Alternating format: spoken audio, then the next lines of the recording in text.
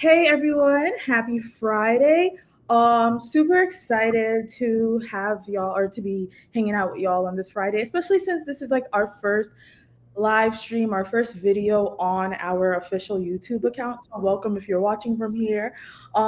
Before I let me dive into what this live stream is about. Today we're going to talk about a product called Goose, and we're going into version 1.0.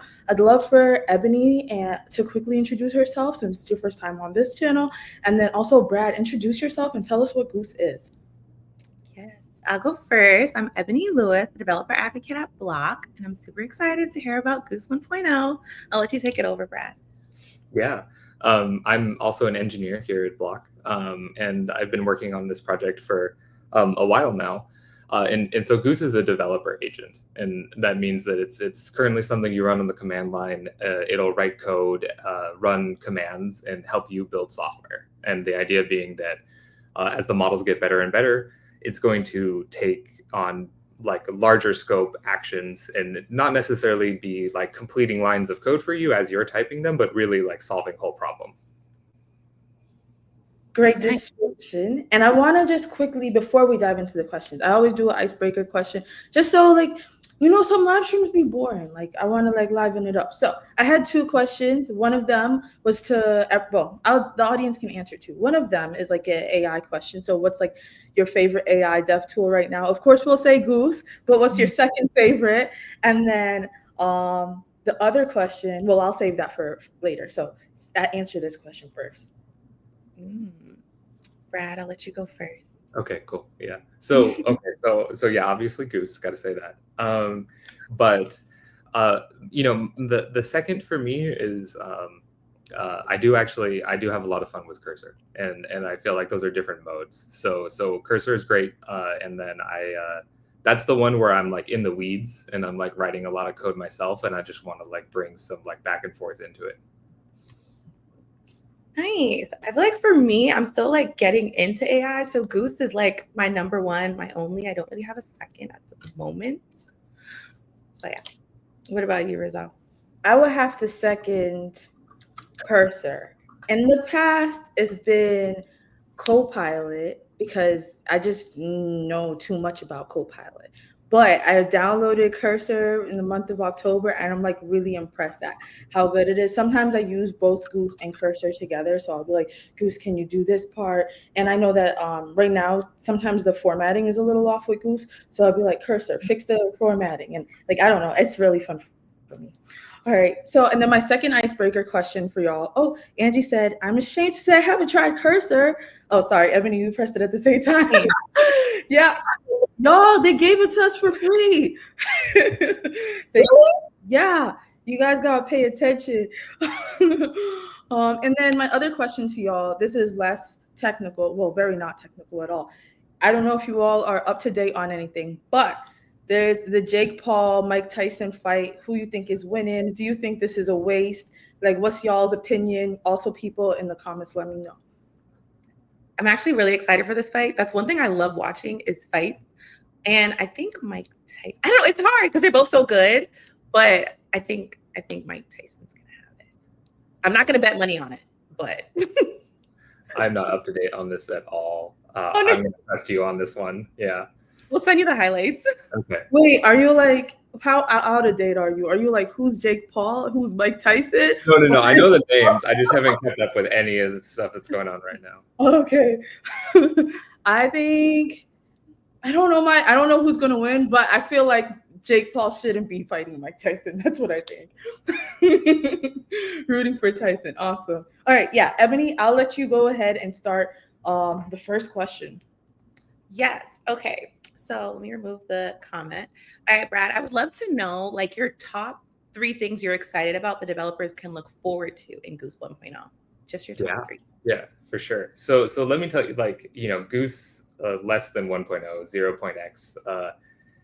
We learned a ton from building this, and I think one of the things that we knew was going to matter, and we saw it matter, was plugins. So like people had new ideas for what Goose can do. And people got in there and made a lot of cool extensions that we never really anticipated coming along. It happened so much that actually we just realized that this wasn't like as easy to use as it should be. So that's like the top thing that I'm excited about in Goose 1.0 is that the original version, you could extend Goose, maybe not even needing to wait for us to like approve it and get it merged into the main repo. But you did have to like reinstall everything whenever you wanted to do a plugin. And doing plugins, the only way you could build them was in Python. So that did slow down a lot of ideas that people had. And so the next version, we're looking to try to figure out a protocol for how like Goose, the agent, can talk to these like plugin systems that people build. And I think we're gonna actually start calling these systems. And that's gonna let people build the system in any language they want. And it should be in a spot where you could be like prototyping something on your computer and like be in the middle of a session with Goose, have a prototype up and running, and then just say, hey, like let's connect to that and start using it right now. I love that. And it'll be like more inclusion too. Make it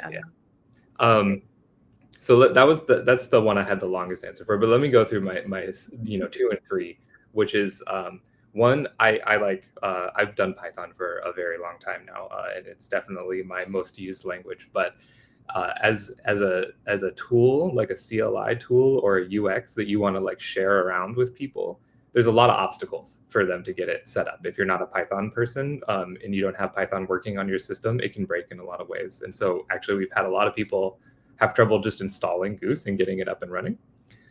So we're excited to be switching over to something that can compile into a binary. And so we can just give this like real nice like download and you can just get it up and running more or less immediately. So that'll help, I think, a lot with people just like getting going. Third is like that same move to make it a binary means that we can ship it along with a lot of other surfaces. So we've had some like really cool development on editor extensions, like in IntelliJ, for example, we've got an editor extension, and that works fine, but you have to do some awkward stuff where you like run Goose in a subterminal, and it's so it like doesn't have this like native extension that you want it to have. And in the same way, if we want to build like an app that actually uses Goose, really difficult today. So the version that we're moving to, it'll be something that we can embed into applications, and then that means that we can have a UX for it or put it into IntelliJ with a native integration. So I think that'll be a lot better and easier to use. Oh, I'm excited for these because I'm also like, I know Python, but it's not my first language. So I'm actually really excited for that. And I feel like all these changes are going to help with like adoption. People actually go, because the worst thing is someone wanting to try out something and then there's just too many barriers to entry. And you're just like, okay, forget it. I'm gonna move on to something else. Yeah, so. Exactly. We see a lot of that. Yeah. Yeah. Excited for that. Yeah, I'm excited when you posted the discussion post about all the things you were planning or your team's planning. I was like, yes, this is so good. Because similar to Ebony, it was a little learning curve for me. When I finally figured out how to do toolkits, I was excited. But I was like, I don't know Python that well. So I'm kind of just trying to like and the good thing is Python's really readable. So it's like, okay, I can like switch back and forth. But I'm kind of just trying to work through it, but I'm excited to be able to write in whatever language I want, whether it's JavaScript or Kotlin or whatever. One thing I wanted to take a step back about, I think you kind of mentioned it, but I want to make sure that people understand is like, what are toolkits? Yeah, for sure. So toolkits in the current Goose are collections of tools that like set Goose up with what its actual capabilities are. So without toolkits, Goose is basically just a chat, right? Like, which is useful. The LLMs are really smart, but toolkits let it actually go take actions on your behalf. And also a thing that we learned along the way is that toolkits also have like state to them. So like when you're iterating with Goose on a project, it's really important to not just have like it have to remember everything that happened, but to actually show it like what's going on right now.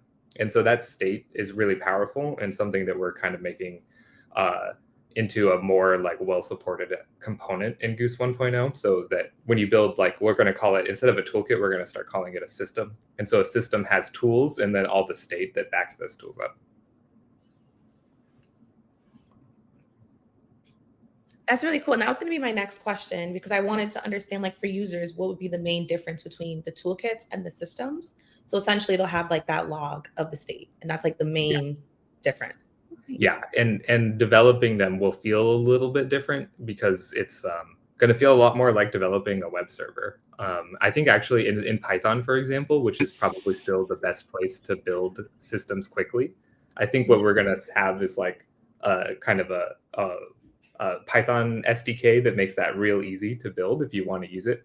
But at the end of the day, all you have to do is just make sure that you have the endpoints you need on systems so that Goose can pilot them. And that means you can build it like there's all sorts of clever things you can do. It's less like constrained to how it worked in the original version of Goose. I'm excited. I love that, like, because we're doing like Goose 1.0. There's so much room for us to grow and add like more features in. So this is really exciting. Yeah. Cool. Did you ask the question? I didn't want to take your question. You asked the question about systems to toolkits? Yeah. Oh, I thought that was a different question. Cool. Sorry. Sorry. Just I wanted to follow up with that around the idea of toolkits and all that. Right. So I know that you're kind of making it easier to develop systems, toolkits, which are now called systems. But I was also curious if there's going to be like low code ways. I don't know. I was just throwing this out there. I didn't see that in there, but I'm like, it would be cool if like maybe someone can just type in like a UI and they don't actually have to type out the code or whatever, to lower the barrier even more. Yeah, we got a couple ideas for that. So one, there's like actually a whole collection of toolkits right now that don't introduce new tools. They just actually give Goose hints for like what it should do. And an example, some of my most commonly used ones are like that. The like GitHub toolkit that I use for interacting with my PRs all the time. It actually doesn't add any new tools to Goose. It just tells it how to use the GitHub command line.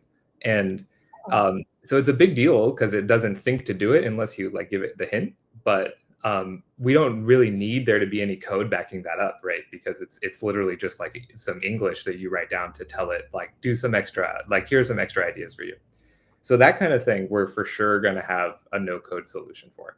So that'll be, I think we'll actually probably not even call those a system, but start putting them in as like a more dedicated hints or memory management for Goose, so that we can just say like, hey, I want you to remember these things. So that'll be like fully no code. You just write, throw some thoughts in a file, and then have Goose start using it. So that's one half. And then, okay, but then let's say you want to go through the whole thing, and you're like, I want to get Goose up and running and talking to like my Google Drive or whatever, but you don't necessarily know how like the Google Drive SDKs work. I think that's a part of like kind of a pseudo no code thing where we actually just like get Goose a whole mode where we tell it all the hints it needs to build systems itself. So you take the original Goose, you like put it in this system building mode, and then say like, hey, I want to go like connect you to my Google Drive. It should be able to write the code for that and like at least get a POC working. And so maybe at the end of the day, you write a little code to help make sure it's working well. But I think that could go a long way. And we've actually done that with toolkits in the past on a previous live stream. And I think you can pretty much get a toolkit built without ever leaving Goose. And so I hope it'll be the same for systems. Yeah, I remember last week when you did the data one, and that made me be like, okay, I get how to build a toolkit now.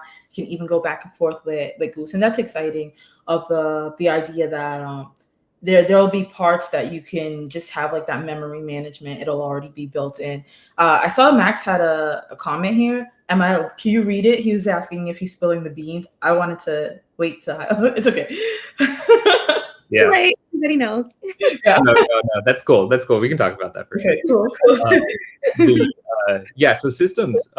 This is a really good point. So because we're making the agent communicate with the system just over HTTP, that means that for something like development, you do want that running on your like laptop. That's really cool, because it gives it access to your files and it can like work on your like code bases.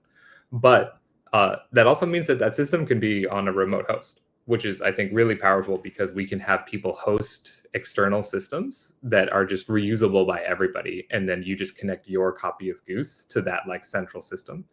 And that could go a long way, right? Like, I think it could be something that people build out, like, I think in the distant future, maybe not so distant even, but a couple of years out from now, people like, this might be a way that you like interact with a business, right? Like they've got like a system that they're running and you can ask Goose to go pilot it. So that would be really interesting. It has a lot of things that people could build out in the ecosystem where Goose can just connect to something that they've built and like have a whole like collection, like you could almost think of there being like an exploration page for Goose where you see all of the systems that are out there and you can just like kind of click around and figure out what you can extend it with. Ooh, I love that. So I feel like we've gotten to like some really cool like features of Goose. So what are the expected dates for like Goose 1.0 and Goose 1.0 beta? Do we have these dates that we can share? Yeah, I'll try to avoid being specific because I'll get in trouble.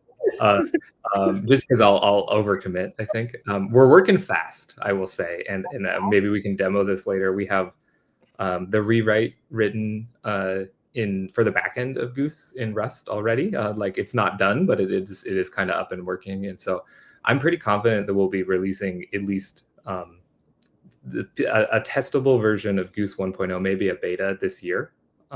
So we've got only 6 weeks left of this year, so hopefully soon. And then going into 2025, I think the Goose 1.0 is the new default, and we develop against it. I love that. Okay, so we're hoping the end of the year, or if anything, it's going to be a New Year gift to everybody. Yeah. I'm excited. I'm gonna be on leave, just refreshing the project, just seeing. I'm like, can y'all do it yet? So I wanted to ask too, right? So like I know that like one thing people have been really interested in, and myself too, is like how Goose is working behind the scenes. And the way that I've kind of like worked through that is I'll go into the repo of Goose and then I'll like ask Goose like what's happening in this repository. But I'm curious if there's any plans to like create design docs or like architecture around like how 1.0 is working so that developers can get more insight, or is that for like a future type of thing? Yeah, for sure. So I think in the current Goose, if you haven't ever stumbled on it, there is an architecture.markdown in the repo, kind of like an extended README. And I like that idea.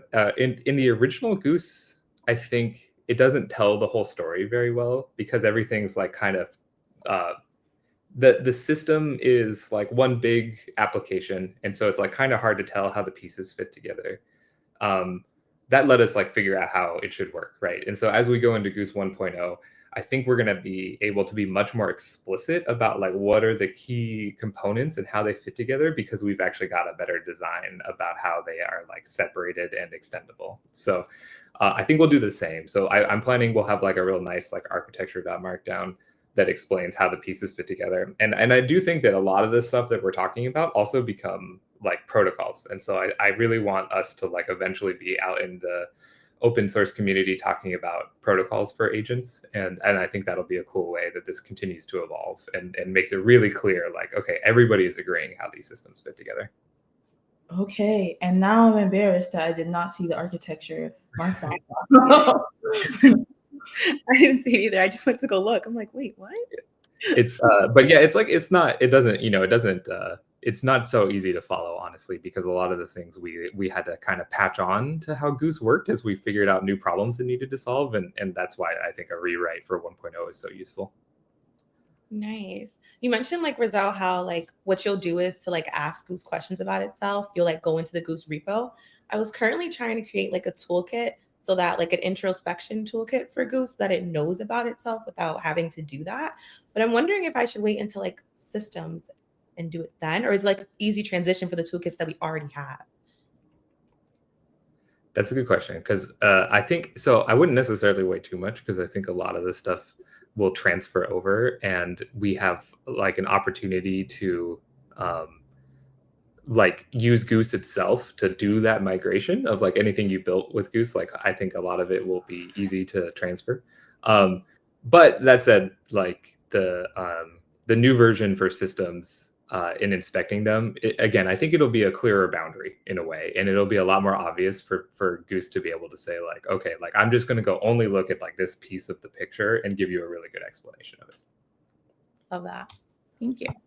Okay, we're going to take I know that you said you wanted a quick minute to switch over to the demo. We're going to take a quick commercial break. I mean, you need that moment, right? No, it's ready. It's ready. You're ready? Okay, cool. Alex said, "I'm not a program. I'm the model itself." Love it. All right, I'll add your screen then, and we can dive in. So yeah, let me real quick. We're in the middle of a rewrite right now, and I think a thing that is the one of the big changes is implementing this in Rust, which is going to give us that like compiled binary that's really portable to a lot of different places. So I'll skip trying to read through the Rust code, but very work in progress. But it's all in the open, so if you want to go check that out, it's the v1.0 branch. And so really this demo won't be super exciting because it's all backend, but where we're at now, like I was mentioning, is that this is actually a server that you can run that is exposing the current functionality of Goose as an endpoint. And so something like an IntelliJ plugin or a native UX that we're going to be working on can talk to this as like a Goose daemon that will distribute along with a CLI. And so this thing is just available on a port on my local host. And then I can, just send some curls to it and then get that same Goose functionality. And it actually streams the results back to the caller. So this is not intended to be like a CLI by any means. Like we'll have a nice interface like in the existing Goose. But what's going on under the hood is we're using this stream protocol from Rizel so that when we ask it to list files, it chooses to do an ls command, and then we can get the results streamed back to the system, and then also what the model wants to say about those results. And so that's the idea of like how this is going to be portable to different interfaces in the future, and how we can build something like an actual GUI for this system. This is exciting. That's really cool. And like it's going to be written in Rust, right? Just making sure. So in order to like contribute to like the main repository, you need to know Rust. But if you wanted to add in like your own like other systems and stuff like that, that's when you'd be able to use whatever language you'd want, right? Exactly. And I think the thing that we're working on with this is that the like core Goose agent, the thing that does all of the operations and figuring out what tools it needs to call and how to communicate with you about them, that's in Rust. Mm-hmm. Our initial system is going to also be in Rust because it's like really tightly embedded into Goose. It'll make it easy for it to be portable to a lot of different places. But the idea here is that this is just like a description of what we want systems to be able to provide to the agent, and that will be available for anything external too. So as long as anything is like ready to like tell us the name and the operating instructions and what tools are available, we can communicate with that over HTTP. Okay, cool. I'll let you take the next question or comment, Ebony. I did have a question that I actually wanted to ask before we got into this demo, and I would love to just ask it quickly now. You mentioned that systems will be dynamic. What does that mean for the user? Yeah, and I can actually show a little bit of code along the way here, which is nice. So the idea with systems being dynamic before, if you wanted to add a toolkit to Goose, that actually meant that you needed to install a plugin it like I literally reinstall Goose basically with a new plugin enabled. And then obviously any work you were doing in a previous session, you'd have to restart that. Where we're at now is it seems totally possible for Goose to figure out how to operate a system on the fly. And literally what we're going to do is have a way for you to ask Goose to integrate a new system in the middle of a conversation. So you'll be like halfway through using Goose and then you realize like, oh, I actually want to plug in the data system because I need to explore what's in this database. And you can just in the middle of a session say like, add this new set of tools and then start using them. Ooh. And we got a question from, oh, sorry. I don't know if you're going to. Yeah, I was just saying, I love that. We have a question. I was too ready. We have a question from that.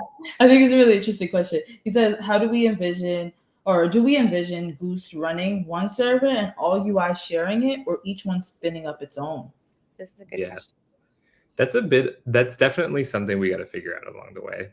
So right now it would be super easy to just go run a bunch of copies of the backend of Goose. And at the moment, each of them would have like a separate history of like what's going on with like your active files and whatnot. So probably the first version, we start with just the UI spinning up separate copies of Goose. But it is interesting to think about like how that would work if we wanted there to be multiple UIs interacting with the same like memories, right? And that's something that I think we need to do some design. So maybe there's like a centralized storage for memories that all of the different agent copies connect to, and then they can actually like kind of communicate to each other in this like long-term remembering things way. Or maybe we do some more like multi-agent system online that they're all literally running on one instance so that they can actually like collaborate. And I think that's like a design thing we're going to have to figure out along the way. And then another follow-up question from me is, I know like in the document or the announcement, whatever it's called, there you mentioned like editor extensions will be added or maybe improved upon. I know we have the IntelliJ plugin right now, and we have the VS Code extension.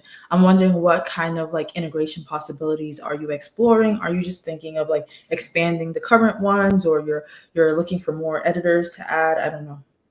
Yeah, it's a good question. So I think and actually Max, who was just chatting with us, is the one who's been doing most of the work on the IntelliJ extension. So I think the JetBrains suite and VS Code would make sense as like a place to experiment with Goose, and that's what seems like a lot of people use. And so those two would be a good start. And then I think also, just as importantly, I think we want to try out a more like native UX for Goose, like something like an app on OS X would be a good starting point. And the idea there being to like get that in front of a lot of people and like let them tell us where it best fits into their existing workflow. And so something like an editor, that's like definitely a good home for like, I'm working on the code myself, I'm writing a lot of it, and I want Goose to like enhance what I'm doing. And then I think there's a whole nother mode of using Goose, which is actually how I use it most these days, which is to give it more independent tasks. And so I will work on something else while Goose is doing something that I am confident it can solve by itself. And so that's like, okay, maybe I need to add a test suite for something, and I more or less trust Goose to get that right. And so I'll send Goose off to do that. It might run on the background for half an hour, and then I come back and I review everything it did. And so that I think is a different UX than an editor, but that's a bit of a guess, right? I'm not sure that's right. So we want to like prove that out, try it, and then get it in front of people and let them tell us what's useful. Yeah, that's pretty exciting. I like that. And then we have a question from Alex as well. I had a follow-up thought to what you were saying, but when I read Alex's question, I forgot. Alex said, "Why RIIR? I don't even know what that means. Can you please tell me?" Instead of continuing Python 3. Most AI applications. Oh, is he asking about the move to Rust? It stands for rewrite it in Rust. Ah, it's a meme. Yeah. okay. And like ACK for sure heard. So I think the key here is that the key challenge that we're solving with Rust is portability. It's not a performance thing, which is why most people look to do rewrites in Rust. And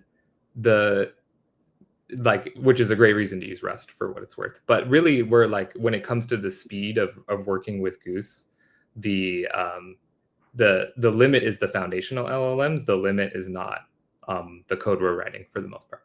So the portability is what matters. And so if we're looking at, for example, Max working on IntelliJ, currently the current version, you have to like start Goose in like a terminal and just like have people go switch to the terminal. It's not like an integrated environment. And if we make a binary that exposes like Goose's functionality over like HTTP, you can actually build in like a much more integrated experience in the editor.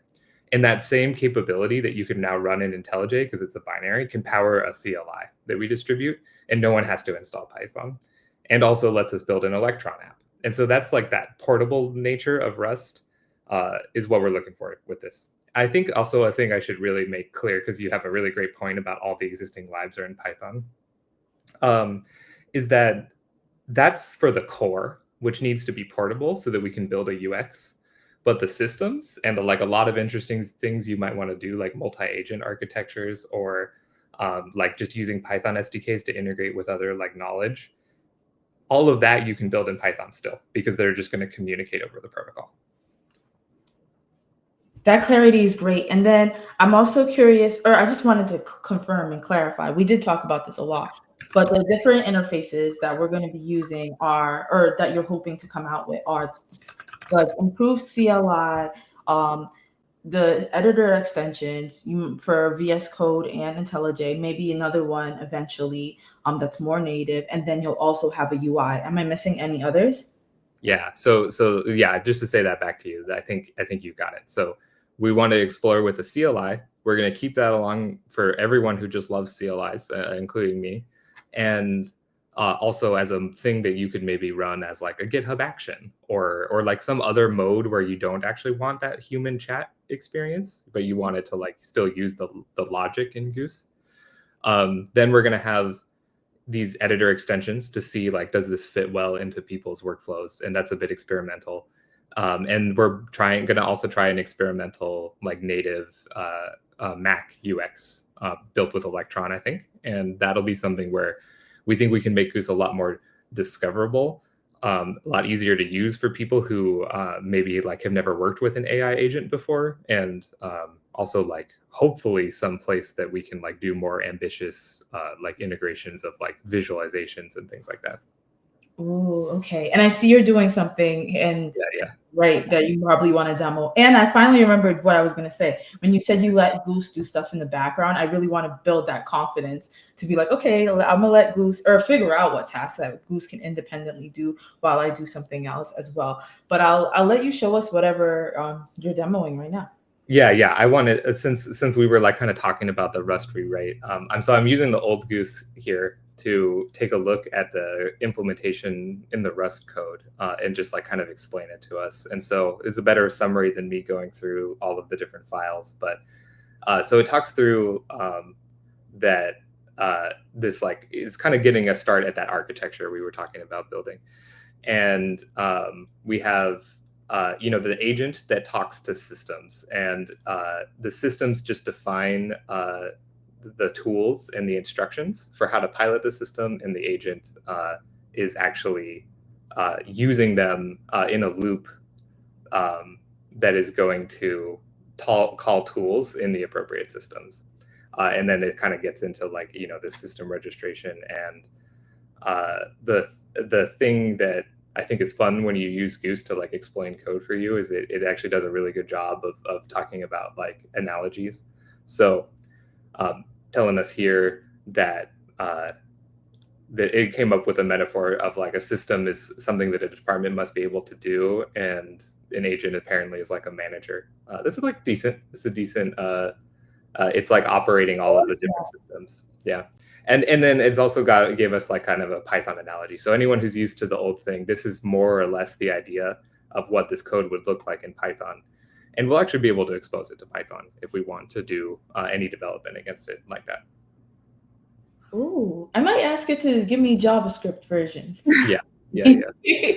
Go ahead, Ebony. I love that you like use Goose to help answer this question.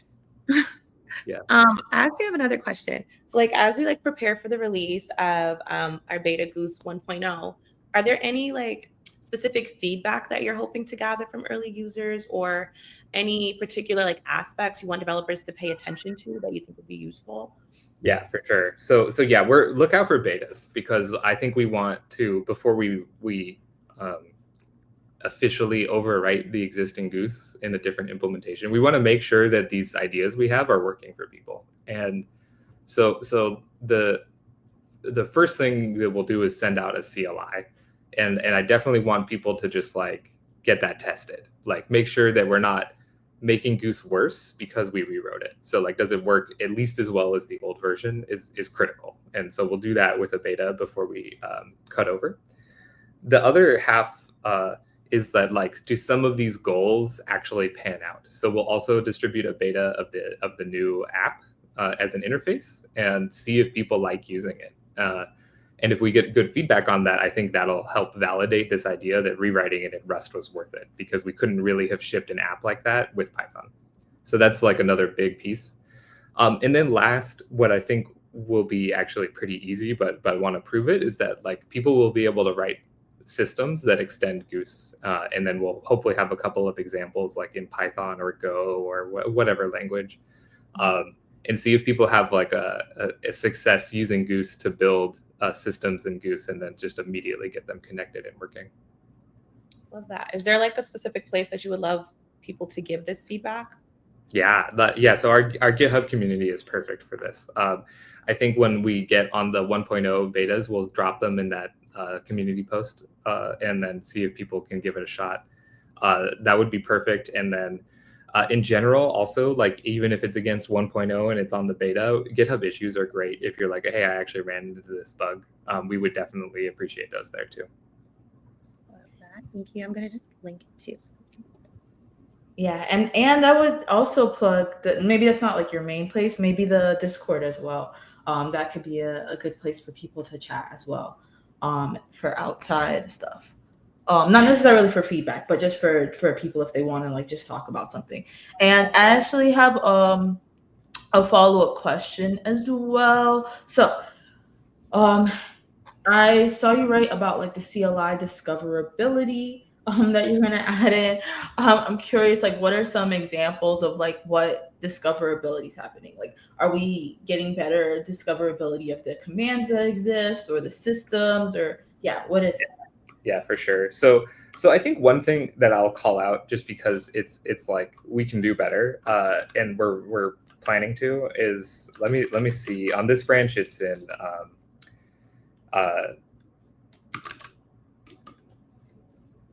really early.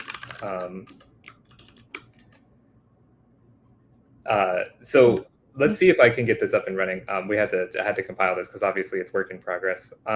Oops, I got to do that off screen. 1 second. Top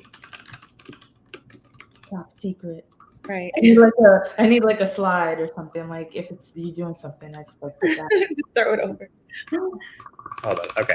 So I'll set this up in a second while I'm talking about it. But one thing is configuration, right? Because with the configuration in the original Goose, we had these files that like worked great for us as like expert users, and then I think for a lot of people, it like just kind of got confusing, and we ended up with a lot of different versions of the like profiles that people found hard to interact with. And so I think we're going to switch over to a configure command. I'm not going to keep trying to run it because I think it's I didn't have that prepared in advance, but we have like a configuration that's prompted. So what we'll do with that is have something that's more interactive, right? So that you can like know what all of the options, like which providers do we support, and like if you need to get an OpenAI API key to use it, it'll give you a link on how to go get that kind of thing. So just like a dialogue on the CLI.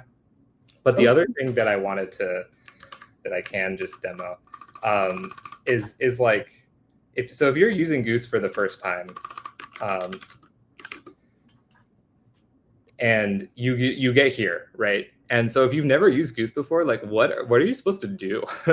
Like what's going on with this? So you just have this totally blank page, and I think it's really difficult to understand, like from here, like what is Goose capable of doing, and how do you interact with it? And so once you get used to it, you're like, okay, like can you tell me what tools you have, and stuff like that. And you can talk to it about it, and you get used to that. And but I think what we're going to do in a UX version of this is like actually like put some dialogues in there and some prompting for the person, so that like they know what they can do, and we can guide them through like a little tutorial or a workflow. And so that this kind of stuff is easy to discover and get started with.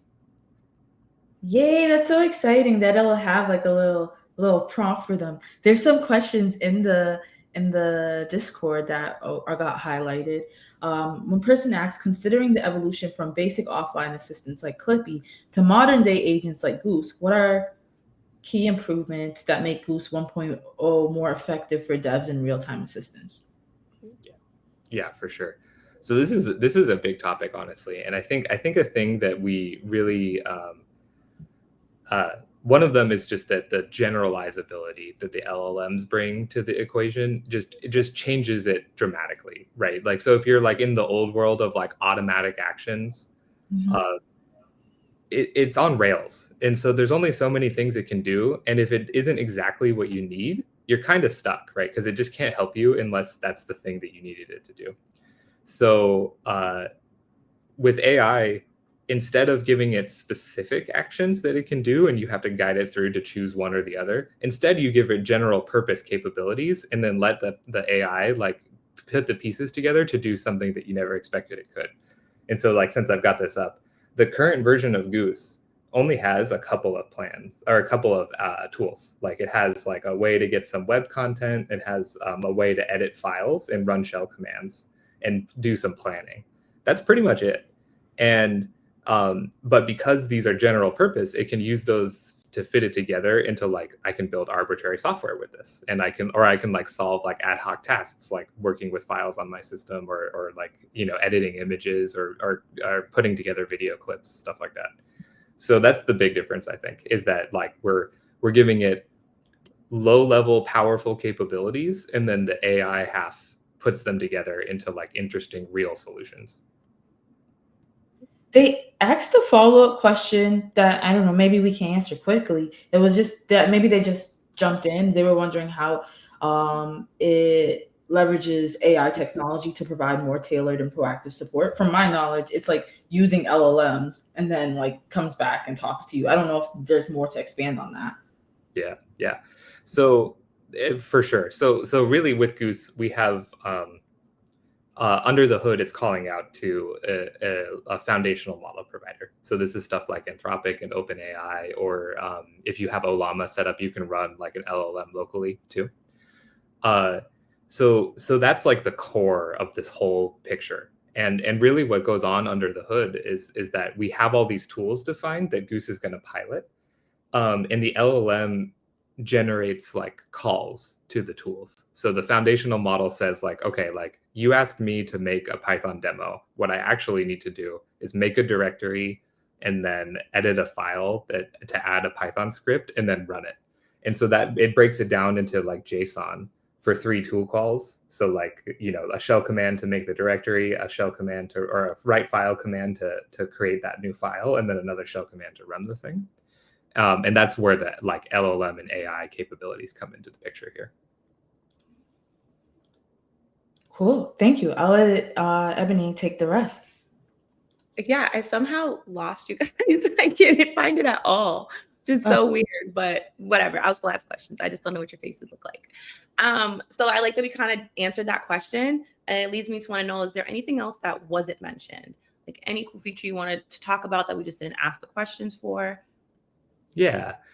So with the like 1.0 coming up, I think a thing that we will be working on, but I don't know it gets into the first release, is we were talking a bit about like context and memory.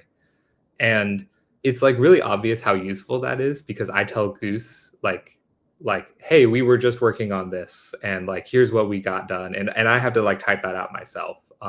And I think that's actually really key to getting Goose to perform well, is that like as a pilot of Goose, I know how to tell it the right context so that it can be productive on the thing I'm trying to have it do. That's like experience I learned along the way working in it so much. And we want that to be smart enough that maybe not everyone needs to learn how to do that, or at least like take the time to do it, because it's actually like a lot of extra typing and a lot of extra thinking. So I don't think we'll have it in the first release, but we're working on that. And I think that's an interesting extension to the agents of like, okay, how are we going to have a lot of context, both about like you as the person using Goose, like what does it need to remember about the projects you have and the way that you work, but also like if you're working at a company, can we give it the context about like what tools does your company use? Are there like internal software that it wouldn't know about from the open source community that you need to like give it some context on, that kind of stuff. I love that. I love how like specific you guys are hoping that'll get. So my next question is, what are you most proud of that we've like accomplished so far in the current Goose version? Oh yeah, that's good. This is like, I think I'm really happy that this is in a spot now where you don't have to like, it actually generalizes in a way that I'm like very, very happy that it went as far as it did. And so what I mean by that is like say we're like a common thing we're using Goose on is migrations. And you could imagine building like a really specific migration tool that is like, okay, gonna like kind of like walk through a code base and use like algorithmic approaches to finding all the things that need to be updated. And that exists for a lot of different kinds of migrations. Like if you're moving Java to Kotlin, you can more or less get it to switch over to Kotlin algorithmically. But that tool only does the one thing, right? Because it just does Java to Kotlin.